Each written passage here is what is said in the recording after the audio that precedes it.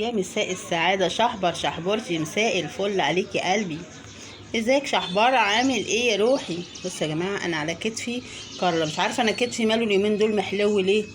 امبارح شحبر وكوكي والنهاردة كارلا قاعدة على كتافي. تعال الاول نمسي على ابو الفتوح. اللهم الفتوح فتحية باشا يا باشا. نايمة الحمد لله.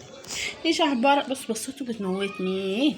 شحبرتي شحبر، انزلي يا كارلا، انزلي انزلي. رخمه مش عايزه تنزل يا خراشي، ماسكه كتافي. بصوا انا هروح اخليها تنزل دلوقتي. ماشي. نسلم على الحاجه سمانته. ازيك يا حاجه سمانته؟ عامله ايه يا وليه؟ كويسه. بصوا يا جماعه، طبعا الحمد لله. انا بشكر قوي كل اللي باركولنا لكارلا انها قامت بالسلامه، يعني ولدت كده.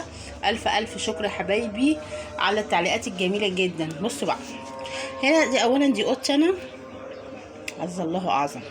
انا يعني كانت والده كنت حاطاها هنا في الكرتونه دي، والله مهتمه بيها ومعتنيه بيها جدا. هنبتدي بقى القلق والقرف. بصوا وحط لها، يعني محمد امبارح جاب لها فايبر. بصوا قال عشان ايه؟ يدفي البيبيهات. شايفين اهو، وانا فرشت لها كده حته قديمه كانت عندي. ماشي.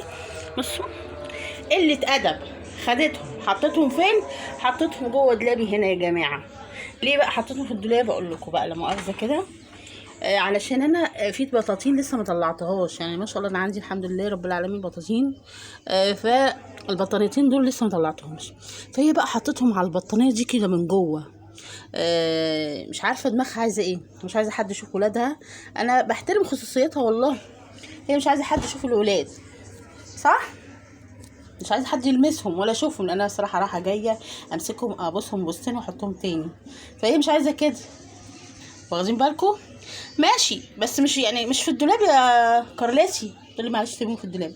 فانا دلوقتي اللي انا هعمله ايه؟ اللي انا هطلع البطاطين ديت وافرش لها بقى الحته الكبيره دي كده بالفايبر بكله. اعمل لها بقى دروه في الدولاب واسيبه يعني مفتوح كده فتحه على قد ما هي تخش وتطلع.